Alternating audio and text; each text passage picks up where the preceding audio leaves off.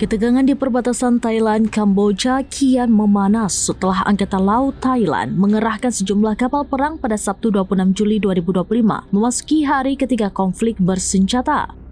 Langkah militer Bangkok ini semakin memperkeruh situasi di antara kedua negara di Asia Tenggara tersebut. Angkatan Laut Thailand dilaporkan melancarkan operasi Trapikat Paire 1 atau serangan Trat 1 yang menargetkan pasukan Kamboja. Serangan ini menyasar 3 titik di sepanjang perbatasan, menyusul laporan bahwa tentara Kamboja telah memperluas posisinya. Menanggapi tindakan Thailand, Sekretariat Negara Kamboja untuk Penerbangan Sipil Sinchan Seri-Futa mengatakan bahwa pesawat dapat melintasi zona konflik jika berada di ketinggian di atas 11 km atau 6,8 mil.